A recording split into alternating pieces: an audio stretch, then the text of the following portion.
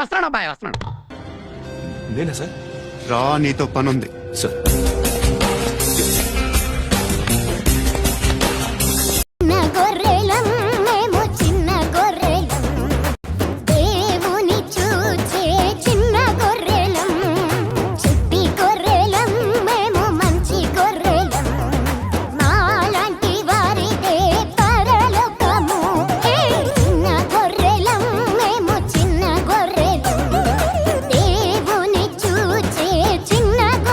Okay అంటారు.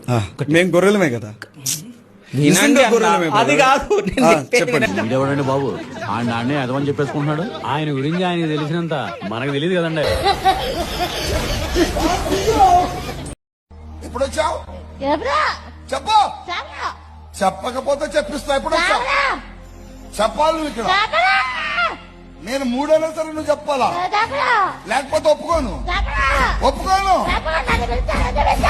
ఏంటి ఎందుకు వచ్చావా? నిన్ను తీసుకెళ్ళడానికి వచ్చా. నిన్ను ఎక్కడి నుంచి వచ్చావు? వెళ్ళవా? వెళ్ళకపోతే ఎందుకు?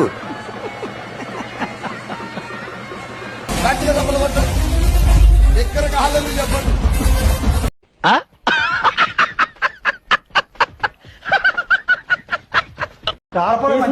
మాట్లాడకు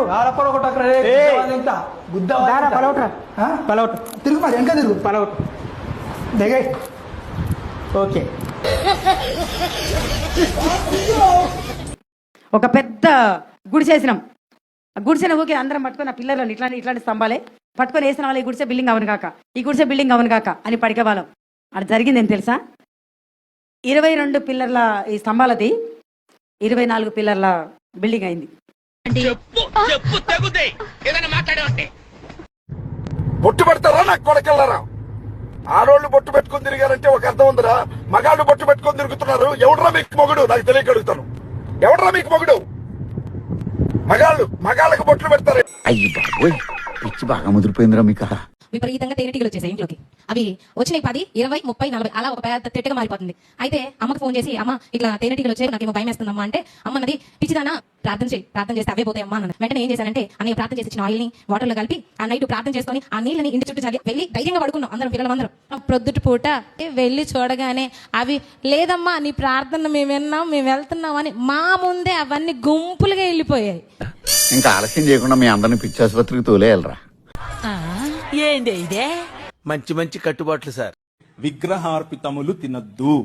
పాపులకి ప్రసాదాలు పెట్టడం 100కి కోటి రెట్లు తప్పు. అంత పాపులకి పవిత్రమైన ప్రసాదాలు తీసుకెళ్లి పెట్టవచ్చునా? పెట్టకూడదు. విగ్రహార్పితములలో ఉన్న పాటలు పాడొద్దు.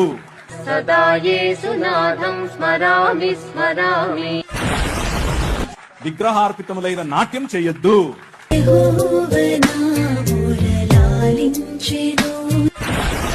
జన్మలో ఇంకెవరిని కెలకడం ఏదో ఓవరాక్షన్.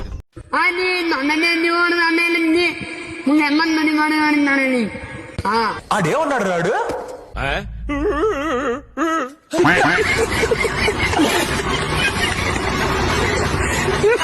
గొర్రెలు ఈరోజు చాలా మంది మన గొర్రెలు అమ్మడం పరుస్తున్నారు. ఒక పిచ్చోడ మేము గొర్రెలు కాక ఇంకెవరు రా గొర్రెమే.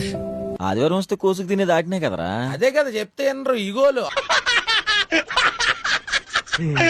ఈ చిన్న కుమార్తె మీద ఒక దురాత్మ ఆవరించి, ఆ దురాత్మ ఒక స్థలంలో దేవతగా ఆరాధించబడే దురాత్మ. ఆ దురాత్మను నేను బయటకు తీస్తున్నాను. ఎలా ఉంది బిడ్డ? కొంచెం ఎందుకు అలా పిలవాలనిపించింది ఫ్రెండ్. ఇదే ఆఖరిసారి, ఇంకోసారి అలా పిలవనులే. చెప్పు గట్టిగా.